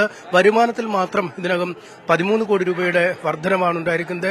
അരവണ വിതരണത്തിലും ഈ നടവരവ് അടക്കമുള്ള കാര്യങ്ങളിലും ആ മാറ്റം പ്രകടവുമാണ് താനും. എന്തായാലും കേരളത്തിൽ നിന്നുള്ള തീർത്ഥാടകർ കൂടുതലായി സന്നിധാനത്തേക്ക് എത്തിത്തുടങ്ങുന്നത് 12 വിളക്കിന് ശേഷമാണ്. അതായത് ശബരിമല തീർത്ഥാടനം ആരംഭിച്ച് 12 നാൾ പിന്നിടുന്ന ദിവസമാണ് 12 വിളക്ക്. സംസ്ഥാനത്തിന്റെ വിവിധയിടങ്ങളിലുള്ള ക്ഷേത്രങ്ങളിലും മറ്റുമൊക്കെ വലിയ ആഘോഷങ്ങൾ നടത്താറുണ്ട്. ഇതുമായി ബന്ധപ്പെട്ട ചടങ്ങുകൾ നടത്താറുണ്ട്. അതിനുശേഷമാണ് ഈ വൃശ്ചികം 1-ന് മാലയിടുന്ന തീർത്ഥാടകർ കൂടുതലായി സന്നിധാനത്തേക്ക് എത്തിത്തുടങ്ങുന്നത്. മുൻ വർഷങ്ങളിലും ഏറ്റവും അധികം തിരക്ക് അനുഭവപ്പെട്ട ദിവസങ്ങളും ഈ വൃശ്ചിക പുലരി മുതൽ 12 നാൾ പിന്നിട്ട് കഴിഞ്ഞുള്ള ദിവസമായിരുന്നു. അതുകൊണ്ട് തന്നെ 80,000 ഭക്തരാണ് ഇപ്പോൾ ഈ സീസൺ കാലത്ത് ഏറ്റവും അധികം സന്നിധാനത്തേക്ക് എത്തിയത്. ഒരുപക്ഷെ 80,000 കടന്നും തീർത്ഥാടകർ വരും ദിനങ്ങളിൽ എത്തും. ഓൺലൈൻ വെർച്വൽ ക്യൂ പ്രകാരം ബുക്ക് ചെയ്ത തീർത്ഥാടകർ ഏതാണ്ട് 29-ാം തീയതി വരെ പൂർണ്ണമായി ബുക്ക് ചെയ്ത ഒരു അവസ്ഥയുണ്ട്. ഒപ്പം തത്സമയ സ്പോട്ട് ബുക്കിംഗുള്ള ക്രമീകരണങ്ങൾ വിവിധയിടങ്ങളിൽ ഏർപ്പെടുത്തിയിട്ടുണ്ട്. ആ സൗകര്യം വിനിയോഗിച്ചും തീർത്ഥാടകർ എത്തുന്നുണ്ട്. വരും ദിനങ്ങളിൽ കൂടുതൽ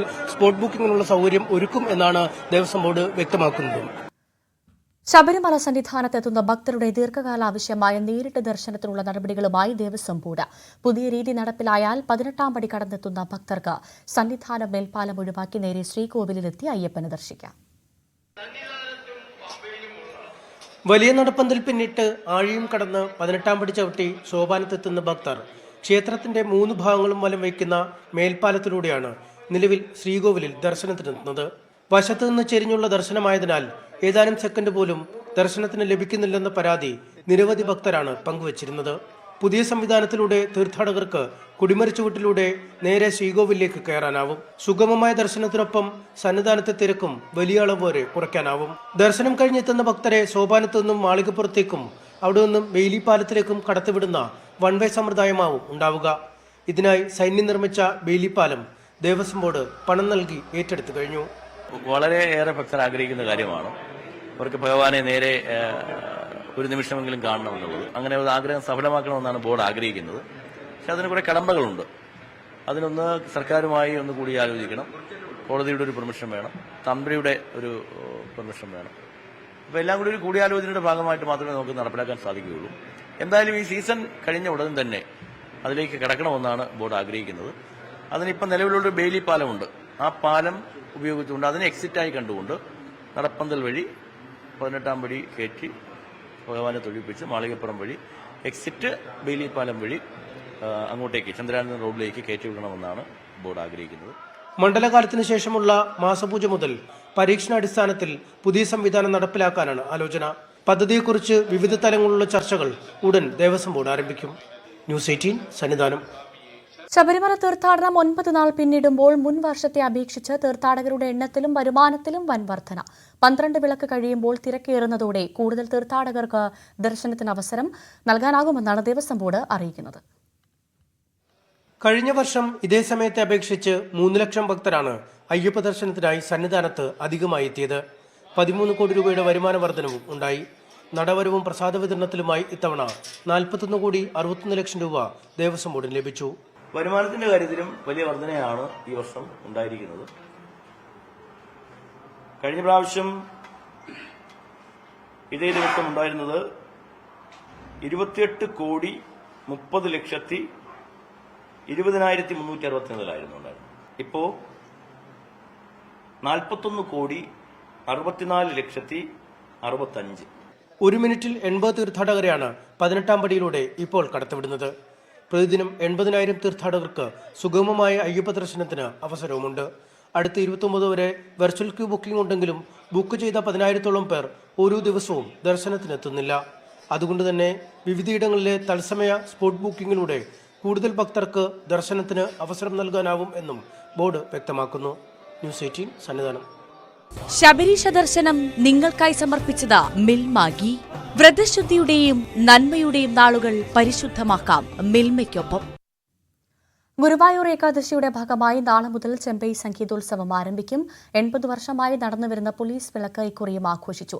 1 മാസം നീണ്ടു നിൽക്കുന്ന വിളക്കാഘോഷങ്ങളിൽ വിവിധ സംഘടനകളുടെയും വ്യക്തികളുടെയും വിളക്കാഘോഷങ്ങൾ നടക്കും.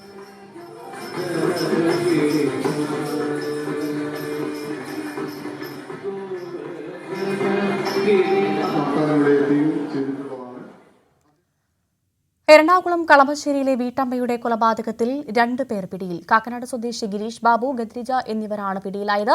കൊല്ലപ്പെട്ട ജെയ്സി എബ്രഹാമിന്റെ സുഹൃത്താണ് പിടിയിലായ ഗിരീഷ് ബാബു. ഇയാളുടെ വനിതാ സുഹൃത്താണ് ഗദ്രിജ. ജെയ്സിയുടെ സ്വർണവും പണവും മോഷ്ടിക്കാനായിരുന്നു കൊലപാതകമെന്ന് പോലീസ് വ്യക്തമാക്കി. ഡാനി പോൾ ചേരുന്നു വിവരങ്ങളുമായി. ഡാനി, വിശദാംശങ്ങൾ. ഇന്നലെ രാത്രിയാണ് ഇയാളും ഈ പ്രതി ഗിരീഷ് ബാബുവും അയാളുടെ വനിതാ സുഹൃത്ത് ഗതിജയും പിടിയിലാകുന്നത്. ഇന്ന് പുലർച്ചയോടുകൂടി ഇവരെ അറസ്റ്റ് രേഖപ്പെടുത്തിയിട്ടുണ്ട്. ഇപ്പോൾ ആലുവ താലൂക്ക് ആശുപത്രിയിൽ ഇവരെ വൈദ്യ പരിശോധനയ്ക്ക് വേണ്ടി ഇവിടേക്ക് എത്തിച്ചിട്ടുണ്ട്. ഇതിൽ സ്വർണവും പണവും മോഷ്ടിക്കാൻ വേണ്ടിയാണ് അവരെ കൊലപ്പെടുത്തിയതെന്നാണ് പോലീസിന് വ്യക്തമായിരിക്കുന്നത്. ഇത് പോലീസിനോട് ഇയാൾ സമ്മതിക്കുകയും ചെയ്തിട്ടുണ്ട്. നേരത്തെയും പലതവണ ഈ റിയൽ എസ്റ്റേറ്റ് ഇടപാടുകളുമായി ഇവർക്ക് അടുപ്പമുണ്ടായിരുന്നു. ഇത് മുതലെടുത്തുകൊണ്ടാണ് ഇവരിലേക്ക് ഈ മോഷണവും അതോടൊപ്പം തന്നെ കൊലപാതകവും അടക്കമുള്ള കാര്യങ്ങളിലേക്ക് എത്തിയത്. ഇവരിൽ പണവും മറ്റുമുണ്ട് എന്ന് തന്നെയാണ് മനസ്സിലാക്കിക്കൊണ്ടാണ് കൃത്യത്തിലേക്ക് എത്തിയത്. കഴിഞ്ഞ ദിവസം ഹെൽമറ്റ് ധരിച്ച ഒരാൾ ഇവിടേക്ക് വരുന്നതായി CCTV ദൃശ്യങ്ങളിൽ വ്യക്തമായിരുന്നു. അതനുസരിച്ച് പോലീസ് ഇത് സംബന്ധിയായ കാര്യങ്ങൾ നടത്തിയ അന്വേഷണത്തിനൊടുവിലാണ് ഗിരീഷ് ബാബുവിലേക്ക് എത്തുന്നത്. ഇതിൽ ഇയാൾക്കൊപ്പം പിടിയിലായിട്ടുള്ള ഗദീജ കൂട്ടുകാരിയുടെ പങ്ക് എന്താണെന്ന് സംബന്ധിച്ച് ഇതുവരെ പോലീസ് വ്യക്തമാക്കിയിട്ടില്ല. ഇയാൾക്ക് ഒളിക്കാനുള്ള ഇടം ഒരുക്കി കൊടുത്തതോ അതോ വിവരങ്ങൾ എടുത്തു കൊടുത്തതുമായ കാര്യങ്ങളിൽ പോലീസ് വ്യക്തമായ രീതിയിൽ അന്വേഷണം നടത്തുകയാണ്. എന്തായാലും പ്രതിയെ പോലീസ് പിടികൂടിയിരിക്കുന്നു എന്നതാണ്. ഇവർക്ക് കഴിഞ്ഞ കുറെ നാളുകളായി ഇവരുമായുള്ള സാമ്പത്തിക ഇടപാടുകൾ അടക്കമുള്ള കാര്യങ്ങൾ പോലീസ് പരിശോധിക്കുന്നുണ്ട്. ശരി, ഡാനി പോളാണ് വിവരങ്ങൾ നൽകിയത്.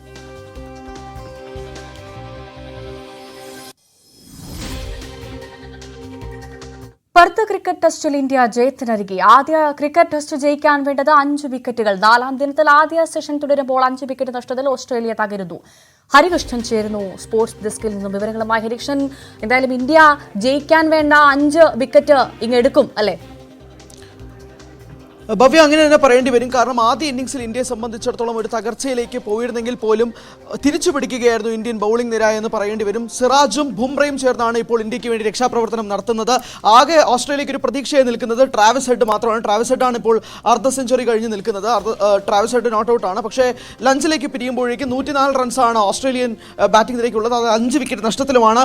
ഓസ്ട്രേലിയക്ക് 430 റൺസാണ് വേണ്ടത്. ഒരു ദിവസവും 2 സെഷനും മാത്രം ബാക്കി നിൽക്കെ ജയത്തിലേക്ക് ഇമ്പോസിബിൾ ആണ് എന്ന് പറയേണ്ടി വരും. അങ്ങനെയാണെങ്കിൽ ഇന്ത്യക്ക് തന്നെയായിരിക്കും സാധ്യത. പക്ഷേ ഓസ്ട്രേലിയ 5 വിക്കറ്റും തകരാതെ ഡ്രോയിലേക്ക് തന്നെ, സമനിലയിലേക്ക് തന്നെയാണ് ഓസ്ട്രേലിയ മുന്നോട്ട് വെക്കുന്നത്. പക്ഷേ ഇന്ത്യയെ സംബന്ധിച്ചിടത്തോളം എത്രയും വേഗം ബാക്കിയുള്ള വാലറ്റക്കാരെയും കൂടി ഔട്ടാക്കിക്കൊണ്ട് തന്നെ ആദ്യ ടെസ്റ്റ് വിജയിക്കുക എന്നുള്ളത് തന്നെയാണ് ഇന്ത്യയെ സംബന്ധിച്ചിടത്തോളം പ്രധാനപ്പെട്ട ഒരു കാര്യം. അങ്ങനെയാണെങ്കിൽ ബോർഡർ ഗവാസ്കർ ട്രോഫിയിലെ ആദ്യ ടെസ്റ്റ് ജയത്തോടു കൂടി തന്നെ ഓസ്ട്രേലിയൻ മണ്ണിൽ, അതായത് വിദേശ മണ്ണിൽ തന്നെ ഇന്ത്യക്ക് ഒരു ജയം കുറിക്കാൻ സാധിക്കുമെങ്കിൽ അതൊരു വലിയ ആത്മവിശ്വാസം തന്നെയായിരിക്കും ടീമിനെ സംബന്ധിച്ചിടത്തോളം. ബുംറയും സിറാജും ചേർന്നാണ്. അതിൽ സിറാജ് 3 വിക്കറ്റും ബുംറ 2 വിക്കറ്റും നേടിക്കഴിഞ്ഞിരിക്കുന്നു. ഈ ഒരു സാഹചര്യത്തിൽ ഇന്ത്യയെ സംബന്ധിച്ചിടത്തോളം, ഇന്ത്യൻ പേസ് നിരയെ സംബന്ധിച്ചിടത്തോളം വളരെ ഗുണകരമാവുന്ന രീതിയിലാണ് പെർത്ത് പിച്ച് മാറിയിരിക്കുന്നത്. ആ ഒരു പിച്ചിൽ ഇന്ത്യൻ മണ്ണിൽ ഇന്ത്യൻ താരങ്ങൾക്ക് എത്രമാത്രം തിളങ്ങാൻ സാധിക്കുമെന്നുള്ളത് ആദ്യ ടെസ്റ്റിൽ കണ്ടതാണ്. ഓസ്ട്രേലിയയെ സംബന്ധിച്ചിടത്തോളം അവരുടെ മണ്ണിൽ ഇത്രയും വലിയൊരു തകർച്ചയിലേക്ക് ഓസ്ട്രേലിയൻ ബാറ്റിംഗ് നിര മാറുമെന്നുള്ളത് പ്രതീക്ഷിച്ചിരുന്ന ഒരു കാര്യമല്ല. ആദ്യ ഇന്നിംഗ്സിൽ പ്രത്യേകിച്ച് ഇന്ത്യൻ ബാറ്റിംഗ് നിരയെ